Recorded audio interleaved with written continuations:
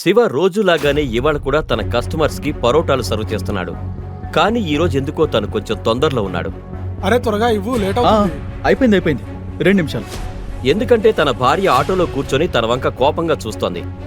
తన కోసం వెయిట్ చేసి చేసి తన ఓపిక చచ్చిపోయింది. తన దగ్గరికి వెళ్ళడానికి ఆటోలోంచి దిగింది. కానీ అక్కడే ఆగిపోయింది. ఒక పరోటా అమ్ముకునేవాడి భార్య అనిపించుకోవడం తనకు సిగ్గుగా ఉంది. అందుకే దూరం నుంచే తనకు ఫోన్ చేసింది. చెప్పు. ఏం చేస్తున్నావు? ఇంత టైం ఎందుకు చేస్తున్నావు? త్వరగా. నేను సోను కోసం వెయిట్ చేస్తున్నా. షాప్ చూసుకుంటాడని వస్తూ ఉంటాడు. వచ్చేసాడు రా, తొందరగా రా. సురభి చిరాగ్గా ఉంది. కానీ తనకు తెలీదు ఆ చిరాకు మరింత పెరగబోతోంది అని. కారు నుంచి సూటు వేసుకున్న ఓ అందమైన రిచ్ మ్యాన్ దిగాడు. తన్ని చూసి సురభి ఆశ్చర్యపోయింది. సురభి, నువ్వు ఇక్కడ? అబ్బాయ్, నువ్విక్కడేం చేస్తున్నావు? వెళ్దామా? ఓ, ఇతనేనా నీ రోడ్ సైడ్ బండి పెట్టుకొని పరోటాలు అమ్ముకునే భర్త? నాకైతే నీ మీద చాలా జాలి వేస్తుంది. నువ్వేమో కోటీశ్వర్ల కుటుంబమైన సీకా ఫ్యామిలీ బిడ్డవి. నువ్వు రోడ్డు మీదకి వస్తున్నావంటేనే జనం నీ కోసం రోడ్డు తుడిచేవాళ్ళు. కానీ ఇప్పుడు చూడు, నువ్వు రోడ్ సైడ్ పరోటాలు అమ్మేవాడి చెయ్యి పట్టుకొని నడుస్తున్నావు. అయ్యిందా వాగడం? మరి 2 ఏళ్ల ముందు నువ్వెక్కడికి వెళ్ళిపోయావు? నేను పారిపోలేదు. నా కెరియర్ కోసం యుఎస్కి వెళ్ళాను. ఈ విషయం నీకు కూడా తెలుసు. నేను నిన్ను చాలా ప్రేమిస్తున్నానని. నిజానికి ఆ అబ్బాయి సురభికి ఎక్స్ బాయ్ ఫ్రెండ్. తనను కాలేజ్ రోజుల్లో చాలా ప్రేమించేవాడు. కానీ నువ్వు వెయిట్ చేయలేదు. నేను వెళ్తూనే వీణ్ణి పెళ్లి చేసుకున్నావు. అభయ్ యుఎస్ వెళ్లిన కొద్ది రోజులకే తనకి సురభి ఓ పరోటాల బండి నడిపే శివతో సురభి పెళ్లి జరిగిందని తెలిసింది. ఆ రోజు నుంచి సురభి పట్ల ప్రేమ ద్వేషంగా మారిపోయింది. అరే, నాకు రీప్లేస్మెంట్గా కనీసం నాకు దీటైన వాణ్ణి చూడాల్సిందే. హే, సరే అది వదిలే. ఎందుకీ నేను ఇండియాకి ఎందుకు వచ్చానో తెలుసా? అక్కర్లేదు, నాకు తెలుసుకోవాల్సిన పని లేదు. సురభి అక్కడి నుంచి వెళ్లబోతుండగా అభయ్ తన చేయి పట్టుకున్నాడు. నువ్వు తెలుసుకొని తీరాలి. అదే నాకు కావాలి. చెయ్యి వదులు. ఇదంతా చూస్తూ ఉన్న సురభి భర్త శివ రక్తం మరిగిపోయింది. నా భార్య చెయ్యి వదిలి దూరంగా ఉండి మాట్లాడు. ఇప్పుడు నువ్వు చెబుతావా నేనేం చేయాలో? అనా కానీ వెదవ్వి, నీకు తెలుసా నేనెవరో? అభయ్ వర్మ. గ్లోబల్ ప్యారడైజ్ పేరు విన్నారా మీరిద్దరు? ఏషియాలోనే నంబర్ 1 మల్టీనేషనల్ కంపెనీ. నేను దానికి ఎండి, అంటే మేనేజింగ్ డైరెక్టర్. ఏమైంది? షాక్ కొట్టిందా? ఇప్పుడు అనిపిస్తుందా ఇంకో 2 ఏళ్లు వెయిట్ చేసి ఉంటే కనుక ఈ బండి వాడితో తిరగకుండా ఉండేదానివి అని? చెత్తవాగుడు ఆపు అభయ్. నీకు తెలుసా ఈ 2 ఏళ్లలో అసలు నాకేం జరిగిందో? Who cares? నేను తెలుసుకోను కూడా. ఇంకా ఈ మొసలి కన్నీరు వల్ల ఏ ఉపయోగం లేదు. ఇక ఈ బండి వాడే నీ మొగుడు, అదే ఇక నీ స్తోమత. ఇంకో విషయం, నేను నిన్ను, నీ వీధుల్లో తిరిగే మొగుడిని ఇన్వైట్ చేస్తున్నాను. నా పర్సనల్ ఆఫీస్కి రండి. వచ్చి చూడండి. అక్కడ నా అసలైన పరపతి. నీ మొగుడు లాంటి వాళ్ళని నేను నా అటెండర్ ఉద్యోగంలో కూడా పెట్టుకోను. అభయ్ అన్న మాటలకి శివ సిగ్గుతో తల వంచుకున్నాడు. కానీ ఈ సమయంలో తను ఏమీ మాట్లాడకుండా ఉండడమే మంచిదనిపించింది. ఎందుకంటే తన వల్ల సురభి ఇంకా అవమానం ఎదుర్కోవాల్సి ఉంటుంది. అప్పుడే సురభి అభయ్తో అంది, నీ డబ్బు పొగరు ఇంకెక్కడన్నా చూపించుకో అభయ్. ఇక నా దారి నుంచి తప్పుకో. నీ బండిని ఇక్కడి నుంచి తీసేయ్. ఏం టైం వచ్చింది సురభి? ఒకప్పుడు నువ్వు రోజు నీ ఫ్రెండ్స్ ని లగ్జరీ కార్లలో తిప్పేదానివి. ఇప్పుడు చూడు, ఈ వీధిలో బండి తిప్పేవాడిని పెళ్లి చేసుకుని నువ్వే ఈ ఆటోలో డక్కా మొక్కిలు తింటున్నావు. సురభి, నువ్వు నన్ను వదలకుండా ఉండాల్సిందే. తన కక్ష తీరేలా సురభిని అవమానించాక అభయ్ అక్కడి నుంచి వెళ్ళిపోయాడు. కానీ తన మాటలకి సురభి మనసు గాయపడింది. తనను ఎమోషనల్గా చూసిన శివ ఓదార్చే ప్రయత్నం చేశాడు. కానీ సురభి అతన్ని దగ్గరకే రానివ్వలేదు. శివకి ఒక్క అనుమానం మాత్రం ఉండిపోయింది. సురభి, నువ్విప్పటికీ తన్ని ప్రేమిస్తున్నావా? ఇవ్వాలంటే అడిగావు, కానీ మళ్ళీ నీ హద్దులు తెలుసుకుని నన్ను ఇలాంటి ప్రశ్నలు అడుగు. నేను కేవలం మా తాతగారి వల్లే నిన్ను భరిస్తున్నాను. ఒకవేళ నాకే కుదిరితే గనక ఒక్క నిమిషంలో నిన్ను నా జీవితం నుంచి తీసి అవతల పారేస్తాను. నోరు మూసుకో. ఒక్క మాటైనా నీ నోటి నుంచి వచ్చిందో నీ వల్లే నా పరిస్థితి ఒక్కో రూపాయి కోసం చస్తున్నాను. అసలు శిఖా మ్యాన్షన్లో రాణిగా బ్రతికేదాన్ని. అది విని శివ కామ్గా ఉన్నాడు. కానీ తన మనసులోనే అనుకున్నాడు, నువ్వు బాధపడకు సురభి. ఏ రోజైతే నా అసలు రూపం ఈ లోకం ముందుకు వస్తుందో అప్పుడు అందరి కాళ్ళ కింద నేల కదిలిపోతుంది. అప్పుడు నేను లోకంలోని లగ్జరీస్ మాత్రమే కాదు, నక్షత్రాల్ని కూడా నీ కాళ్ళ దగ్గర పారేస్తాను. ఇది నా ప్రామిస్. నిజానికి 2 ఏళ్ల ముందు శివ సురభిల పెళ్లి మరెవరో కాదు, సాక్షాత్తు సురభి వాళ్ళ తాతయ్య శివేంద్ర శిఖానే జరిపించాడు. శివ ఆయన కేర్ టేకర్. దేశంలోనే ప్రముఖ బిజినెస్ మ్యాన్ అయిన శివేంద్ర తన గారాల మనవరాలి పెళ్లి ఓ బికారీతో ఎందుకు జరిపించాడో ఎవ్వరికీ అర్థం కాలేదు. ఇంతకీ తను శివాతో పెళ్లి ఎందుకు చేశాడు? ఈ విచిత్రమైన పెళ్లి వెనకాల ఉన్న ఆ రహస్యమేంటి? పెళ్లైన వారానికే శివేంద్ర శిఖ చనిపోయాడు. అది శిఖ కుటుంబానికే పెద్ద దెబ్బ. శిఖ ఫ్యామిలీలో శివను శివేంద్ర తప్ప మరెవరూ ఇష్టపడేవారు కాదు. తను కామ్గా అంతా చూస్తూ ఉండిపోయాడు. శివేంద్ర శిఖ చనిపోగానే ఇంట్లో గొడవలు మొదలయ్యాయి. వాటిలో సురభి వాళ్ళ అమ్మా నాన్నల్ని శిఖా ఫ్యామిలీ బిజినెస్ నుంచి, ఆస్తుల నుంచి గెంటేశారు. ఇదంతా చూస్తున్న శివ బాధపడినా ఏమీ చేయలేకపోతున్నాడు. ఇది జరిగిన తర్వాత సురభి తన నాన్నకి ఉన్న చిన్న ఫ్యాక్టరీ నడుపుతోంది. తన పెళ్ళై 2 ఏళ్లు గడిచినా కూడా సురభి ఇప్పటి వరకు శివను భర్తగా అంగీకరించలేదు. మరోవైపు అభయ్ తన కళ్ళు చెదిరే భవనంలో బ్రేక్ఫాస్ట్ చేస్తున్నాడు. అప్పుడే తన ఫోన్ మోగింది. ఆ కాల్ అటెండ్ అయిన అభయ్ ఎవరితోనో మాట్లాడుతూ కోపంగా అరుస్తున్నాడు. What the hell? నా బ్యాంక్ అకౌంట్ ఇంకా కార్డ్స్ ఎలా బ్లాక్ అవుతాయి? నీకు తెలుసా ఇవాళ ఎంత ఇంపార్టెంట్ డీల్ క్రాక్ చేయాలో? ఇంకా కంపెనీ అసెట్స్ కోసం నేను ఇన్వెస్ట్ చేయాలి. నీలాంటి పనికిరాని వాడి వల్ల నా పనంతా పాడైంది. నవ్ యూ టెల్ మీ, ఇప్పుడు ఏం చేయాలో? సార్, మీ అసౌకర్యానికి చింతిస్తున్నాం. మేము త్వరలోనే ఈ ఇష్యూని రిసాల్వ్ చేస్తాం. మీరు నాకేం చెప్పొద్దు. రేపటికల్లా ఇదంతా సెట్ చేయకపోతే నా అంత చెడ్డవాడు ఇంకెవడు ఉండడు అంటూ అభయ్ కోపంగా ఆ కాల్ కట్ చేశాడు. ఎస్ ఎస్ మిస్టర్ ప్రదీప్, నేను వచ్చేస్తున్నాను. లిఫ్ట్ దగ్గరే ఉన్నాను. Yes yes I'll see you. God,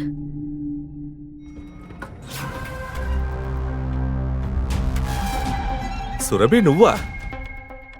ఎంత పొద్దున్నే నా సొసైటీలో? ఒకవేళ పాత ప్రేమ గుర్తుకొచ్చిందా ఏంటి? చెత్త వాగుడు వద్దు. నేను ఇక్కడికి ఒకరిని కలిసే పని మీద వచ్చాను. దాంతో నీకేంటి సంబంధం? నీతో గొడవ పడే ఓపిక లేదు, ప్లీజ్. ఇంత కోపం వల్ల ఏం లాభం? నువ్వొచ్చావు కనుక పైకిరా.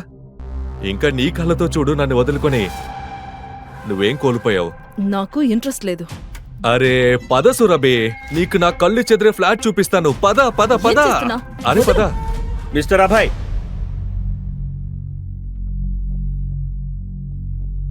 మిస్టర్ అభయ్, మీకు హౌసింగ్ కంపెనీ నుంచి నోటీస్ ఇవ్వాలి. నోటీస్? ఎస్. అభయ్ ఆ నోటీస్ తెరిచి చదవగానే తనకు మతిపోయింది. వాట్? ఇప్పటికిప్పుడు నేను ఫ్లాట్ ఖాళీ చెయ్యాలా? లేదు లేదు, ఇలా జరగకూడదు. ఇదేదో ఫాల్స్ నోటీస్ లాగుంది. నేను ఇప్పుడే ఆఫీస్కి వెళ్ళి కనుక్కోవాలి. ఒకవేళ నీ ఫ్లాట్ కి నా దిష్టి తగిలిందంటావా ఏంటి? ఓ షటప్ సురభి, నా దృష్టిలో నీ వాల్యూ చేయమంత కూడా లేదు. నేను నిన్ను నలిపి పారేశానంటే ఎవరు పట్టుకోలేరు కూడా. ఇక నాకు వార్నింగ్ తర్వాత ఇవ్వు మిస్టర్ అభయ్. ముందు వెళ్ళి నీ కళ్ళు చెదిరే ఫ్లాట్ ని రక్షించుకో. అది నీకిచ్చిన కంపెనీనే ఇప్పుడు లాగేసుకుంటుంది కదా. నిన్ను నేను బాయ్, నా లిఫ్ట్ వచ్చింది.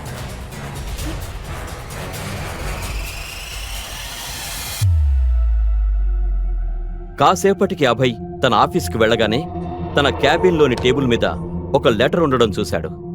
దాన్ని తను చదవగానే తన కాళ్ల కింద నేల కంపించిపోయింది. అది తనని టెర్మినేట్ చేస్తున్న లెటర్. దాన్ని స్వయంగా సీఈఓనే అభయ్కి పంపాడు. Termination letter? అది నాకు? వెయిట్, ఇలా జరగకూడదు. నేనెప్పుడు మా ఓనర్ని అసలు కలవనే లేదు. సో నేనెలా అవమానిస్తాను తన్ని? లెటర్లో రాసిన టెర్మినేషన్ రీజన్ చూసిన అభయ్కి మతిపోయింది. కోపంతో ఆ లెటర్ తీసుకొని సీఈఓ దగ్గరికి వెళ్ళాడు. మిస్టర్ అమర్, మీతో కొంచెం మాట్లాడాలి. అబ్బాయి చెప్పు. మీరు టెర్మినేషన్ లెటర్ ఎందుకు పంపారు? ఎవరినైతే ఇప్పటి వరకు కలవలేదో దాన్ని నేనెందుకు అవమానిస్తాను? మిస్టర్ అబ్బాయి, మీరు ఆయన్ని కలిశారు, ఇంకా తనను అవమానించారు కూడా. ఒకవేళ మీకు ఇది అబద్ధమని అనిపిస్తే కనుక సారీ వాళ్ళ ఆఫీస్కి వచ్చారు, ఎదురుగా ఉన్న క్యాబిన్కి వెళ్ళి ఆయన్ని కలవచ్చు. ఆ మాట అనగానే అభయ్ కంపెనీ ఓనర్ క్యాబిన్లోకి వెళ్ళాడు. సార్, మే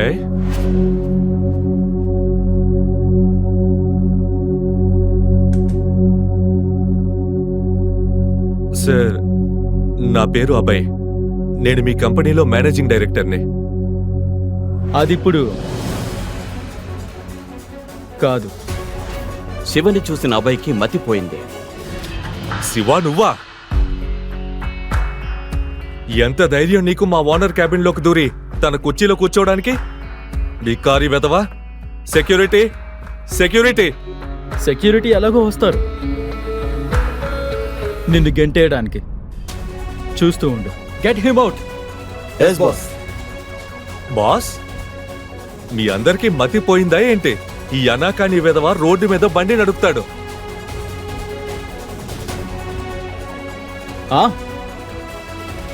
బండి నడుపుతాను, ఈ ఆఫీస్ కూడా నడుపుతాను. ఈ రెండిటికి టాలెంట్ కావాలి, అది నీ దగ్గర లేదు. సెక్యూరిటీ, బయటికి పంపించేయండి. ఈ వాటి తర్వాత తన ఆఫీసులో కనపడడానికే వీల్లేదు. Get out. Sir sir sir sir, please నన్ను క్షమించండి sir. Please 1 minute please. Sir sir, please నన్ను క్షమించండి. నేను చాలా పెద్ద తప్పు చేశాను. నాకు తెలియదు మీరెవరో. సార్ సార్, ప్లీజ్ క్షమించండి. నేను మీ కాళ్ళ మీద పడతాను సార్. సార్, ప్లీజ్ నన్ను క్షమించండి.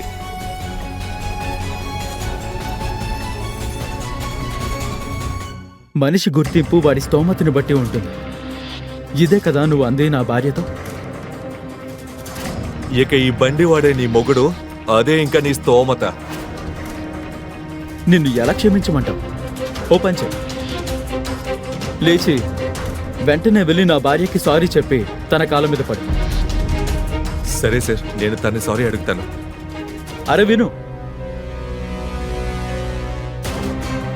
ఈ వాటి నుంచి నువ్వు నా భార్య చుట్టుపక్కల కనిపిస్తే నేను నిన్నేం చేస్తానంటే నీ రాబోయే 7 తరాల వాళ్ళు నీ మొహం గుర్తుపట్టలేరు.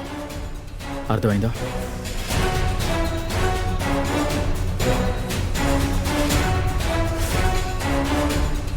ఇంకా ఇంకో మాట,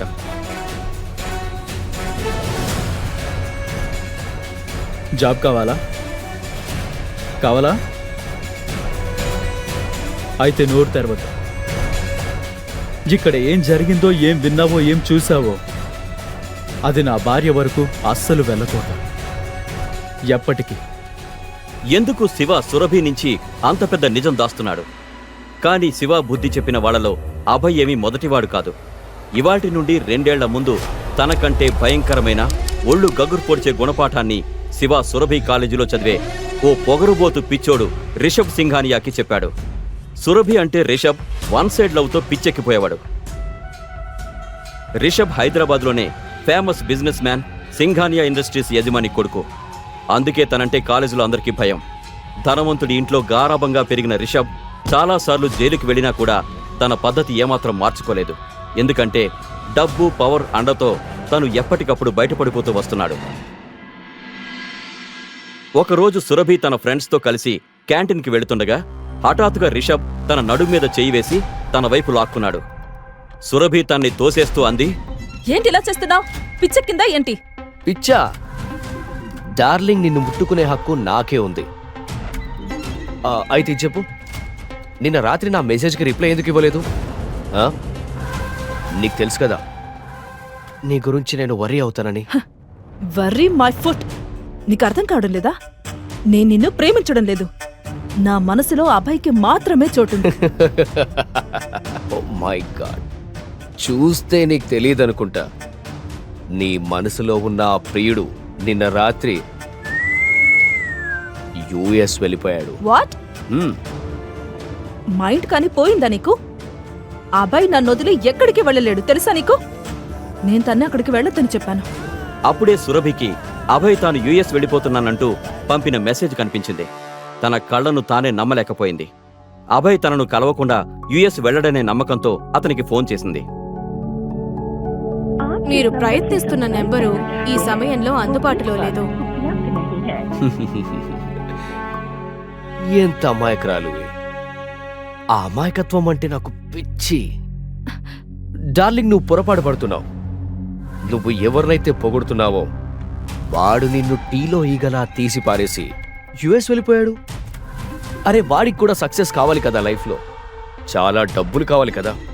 వాడు ఎంతసేపు నీతో టైంపాస్ చేస్తాడు? ఆ బికారి తలరాత మీద ఎవరిదో దృష్టి పడుంటుంది. పెద్ద అవకాశం ఇచ్చుంటారు, అంతే వెళ్ళాడు. రిషబ్ మాటలు సురభి గుండెలకు గుచ్చుకుంటున్నాయి. సరే వదిలే, నేను ఇవ్వాలే నిన్ను పెళ్లి చేసుకుంటాను అంటూ రిషబ్ సురభి చేయి పట్టుకుని లాగుతుంటే సురభి లాగిపెట్టి ఓ చెంపదెబ్బ కొట్టింది. క్యాంటీన్లో అందరి ముందు రిషబ్కి మొదటిసారి అవమానం జరిగింది. How dare you! నేను నిన్ను లవ్ చేయడం లేదు. ఖబర్దార్, నన్ను ఇంకోసారి ముట్టుకుంటే కనుక నిన్ను... చాలా పొగరుంది కదా నీకు సురభిషిక. నేనేం చేస్తానంటే నీ అందమైన మొహాన్ని ఎవరికీ చూపించలేని పరిస్థితికి వస్తావు. నువ్వు కొట్టిన చెంపదెబ్బకి చాలా ఫలితం అనుభవిస్తావు. ఇక నీ పొగరుని నా షూ కింద నలపకపోతే నా పేరు రిషబ్ సింఘానియానే కాదు.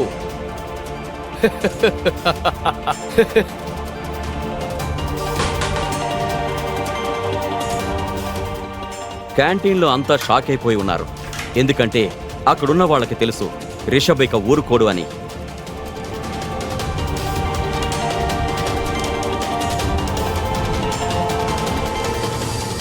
ఇంతకీ రిషబ్ ఇప్పుడు ఏం చేయబోతున్నాడు? సురభికి వ్యతిరేకంగా ఏదైనా పథకం వేయబోతున్నాడా? ఆ రాత్రి సిటీ మొత్తం ప్రశాంతంగా నిద్రపోతోంది. కానీ ఆ రాత్రి సురభి జీవితంలో మాత్రం పెద్ద తుఫాను తీసుకురాబోతోంది. అర్ధరాత్రి దాటాక తన ఫ్రెండ్ నుంచి ఒక కాల్ వచ్చింది.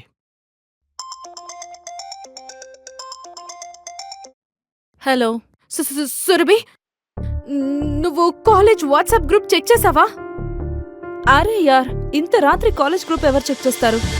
నీకేమైంది? ఇంత కంగారుగా ఎందుకు మాట్లాడుతున్నావు? నువ్వు ఒకసారి వెంటనే గ్రూప్ చెక్ చెయ్యి ఇప్పుడే. ఏమైంది? అరే, సురభి ఆ వాట్సాప్ గ్రూప్ని చెక్ చేయగానే తన కాళ్ల కింద నేల కదిలిపోయింది. రిషబ్ సురభికి సంబంధించిన ఓ వీడియోని కాలేజ్ గ్రూప్కే కాదు, మొత్తం సోషల్ మీడియాలోనే వైరల్ చేశాడు. అన్ని చోట్ల ఆ వీడియో గురించే అనుకుంటున్నారు. అది చూసి సురభికి గుండాగినంత పని అయ్యింది. ఈ వీడియోనెవరు? రిషబ్! తాను రిషబ్కి కాల్ చేసేలోగా ఎవరో గట్టిగా అరిచిన శబ్దం వినిపించింది. సురభి, సురభి, అమ్మా, ఇదేంటి? ఇదేంటి? Breaking news! ఢిల్లీలో ఫేమస్ సికా ఫ్యామిలీ అమ్మాయిది ఒక వీడియో ఇంటర్నెట్ లో వైరల్ అవుతుంది. అవును, జనం దీన్ని చూసి ఆశ్చర్యపోతున్నారు. దాన్ని విపరీతంగా షేర్ చేస్తున్నారు. ఇంతకీ ఇప్పుడు సికా ఫ్యామిలీ ఏం చేస్తుంది తెలుసుకోవడానికి చూస్తూనే ఉండండి లేటెస్ట్ న్యూస్. ఎవరు చేశారది? చెప్పు, ఎవరు చేశారు? ఇక మన మొహం చూపించగలవా? ఎవరు? ఎవరు? అమ్మా, ఇది ఆ వెధవ రిషబ్ చేశాడు. వాడు నా చెంప దెబ్బకి పగ తీర్చుకున్నాడు. రిషబ్ తన బాత్ టబ్లో కూర్చొని సురభి వీడియోని చూస్తూ నవ్వుకుంటున్నాడు. అప్పుడు తనకు సురభి నుంచి ఫోన్ వచ్చింది.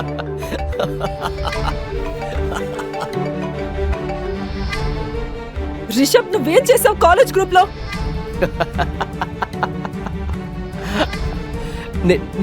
నేను చూసేశాను.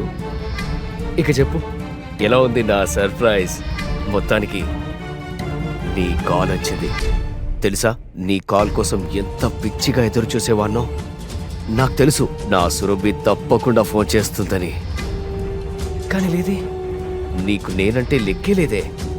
ఇప్పుడు నా ప్రేమ హద్దులు దాటిపోయింది మై డార్లింగ్. Shut up! నువ్వు ఇదంతా ఎలా చేస్తున్నావు? నేను రిషబ్ సింగాని అని ఏదైనా చేయగలను. అది నువ్వు ఊహించలేవు కూడా. ఇంకా టైం ఉంది. పెళ్లి చేసుకున్నాను. లిజన్, నువ్వు ఈ లోకంలో మిగిలిన చివరి మగాడివైనా సరే నేను మాత్రం నిన్ను పెళ్లి చేసుకోను. సురభి అన్న మాటలు విని రిషబ్ గట్టిగా నవ్వుతున్నాడు. మరోవైపు తన తల్లి ఏడ్చి ఏడ్చి బాధపడుతూనే ఉంది.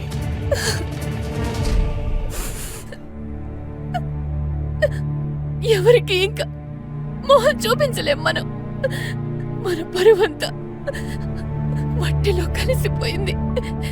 ఏం చేయాలి? రేపటికి మొత్తం ఊరంతా చూస్తుంది వీడియో. ఏం చేయగలం?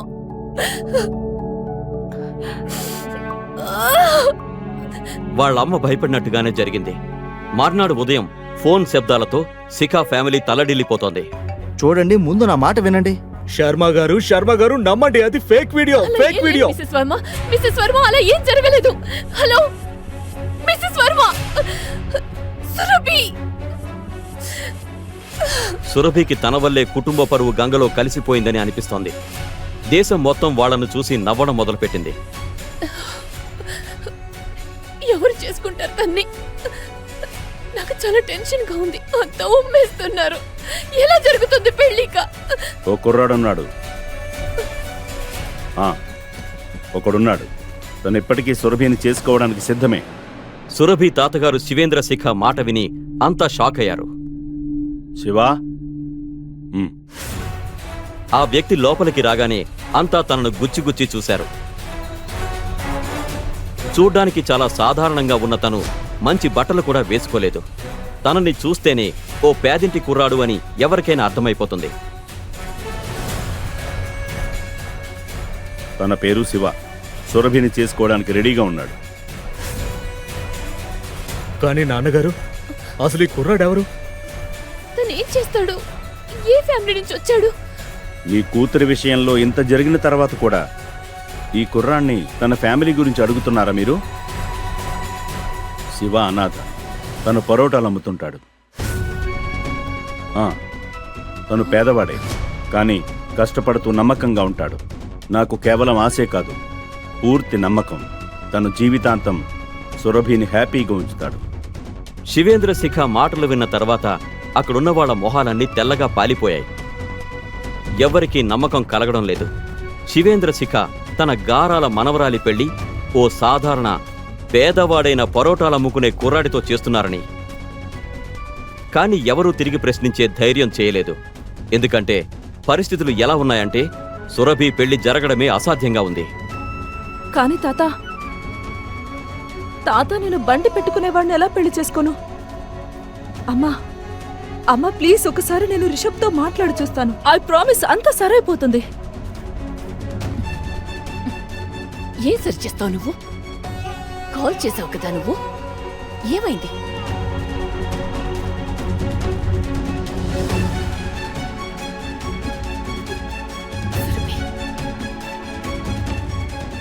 ఇప్పుడు తనని పెళ్లి చేసుకోవడం తప్ప నీ దగ్గర ఇంకో ఆప్షన్ లేదు. ఇలాంటి పరిస్థితుల్లో శిఖా ఫ్యామిలీ తమ కూతురు పెళ్లి చివరికి ఓ తోపుడు బండి కుర్రాడితో చేసేసింది. సురభికి ఇష్టం లేకపోయినా శివాని తన భర్తగా అంగీకరించాల్సొచ్చింది. ఇక పెళ్లైన మొదటి రాత్రి సురభి తన గదిలో ఉండగా శివ అక్కడికొచ్చాడు. సురభి చాలా కంగారుగా ఉండడం చూసిన శివ, ఏమైంది సురభి, నువ్వు కంగారుగా ఉన్నట్టున్నావు? చూడు, నాకు నీతో మాట్లాడాలని లేదు. మనిద్దరం భార్యాభర్తలమైనా కూడా మన మధ్య అలా ఏమీ ఉండటానికి వీల్లేదు. నువ్వు నీ ప్రాబ్లం నాతో షేర్ చేసుకోవచ్చుగా. మేబీ నేనేమైనా హెల్ప్ చేయొచ్చేమో. నువ్వు నాకు హెల్ప్ చేస్తావా? ఎస్. నీ బతికేంటో తెలుసా నీకు? నువ్వు నాకు హెల్ప్ చేయలేవు, సరేనా? ముందా వెదవ రిషబ్, ఇప్పుడు నువ్వు. బాధలో ఉన్న సురభి తన కోపం మొత్తం శివ మీదే చూపించింది.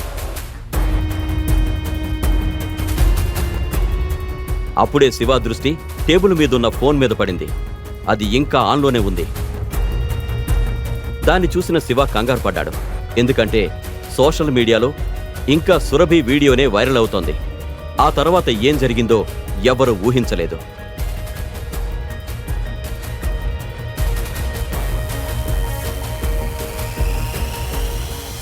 సురభి జీవితాన్ని పాడు చేసిన రిషబ్ మత్తులో మజా చేస్తూ తన గెలుపుని సెలబ్రేట్ చేసుకుంటున్నాడు. సురభికి తన్ని పెళ్లి చేసుకోవడం తప్ప మరో దారి లేదని అనుకుంటున్నాడు. హలో, చెప్పు డియర్ బ్రదర్. సార్ ఆ వీడియో సడన్ గా మాయమైంది. ఇంకా ఎవరో మీకు వ్యతిరేకంగా రిపోర్ట్ చేశారు. What non sense! నాకు వ్యతిరేకంగా రిపోర్ట్ చేసేంత ధైర్యం ఎవరికుంది? ఎవరైనా కానీ చాలా ప్రమాదకరమే. తను మీ అకౌంట్స్ అన్ని కూడా బ్లాక్ లిస్ట్ చేయించాడు. ఆ వ్యక్తి మాటలు విన్న రిషబ్కి చెమటలు పట్టేశాయి. తను వెంటనే డాడీకి ఫోన్ చేస్తే తెలిసింది వాళ్ళు కూడా నాశనం అయిపోయారని. డాడ్, మన బ్యాంక్ అకౌంట్ సీజ్ చేశారు, మన ఇండస్ట్రీకి తాళాలు వేశారు. ఇంకా నా తల మీద 1000 కోట్ల అప్పుంది. మన పని అయిపోయింది రిషబ్. బట్ డాడ్, ఎవరు చేశారు ఇదంతా? దీని వెనుక ఎవరున్నారు? కానీ ఆ తర్వాత తన్ని నాశనం చేసింది ఎవరో తెలిసింది రిషబ్కి. తన కాళ్ల కింద నేల కదిలిపోయేంత పనయ్యింది.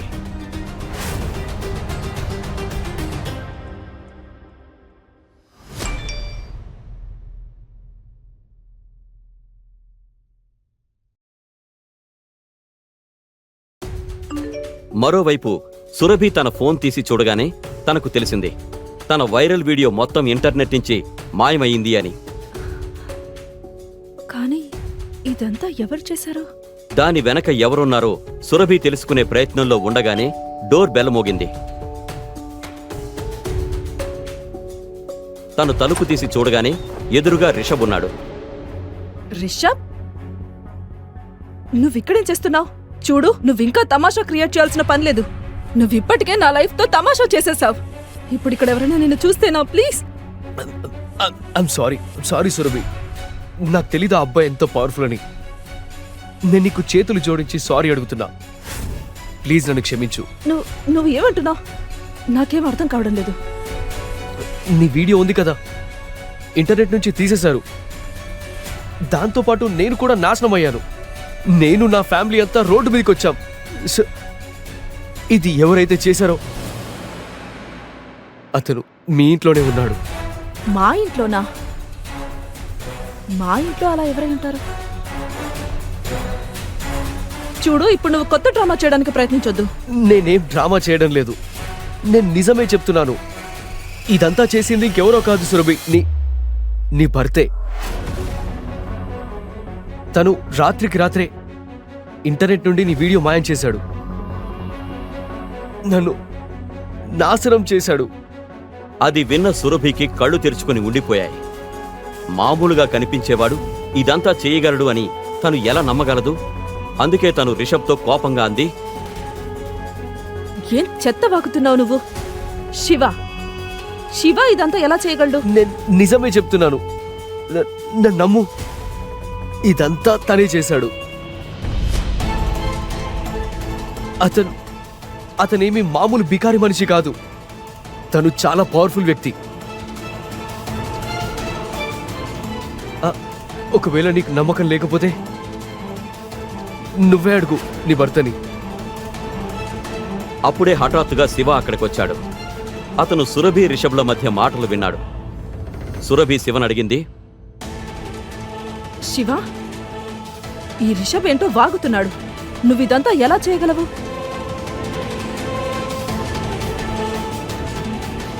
అందుకు శివ ఎలాంటి జవాబు ఇవ్వలేదు. కానీ తన మొహం మీద ఓ చిరునవ్వు మాత్రం మెరిసింది.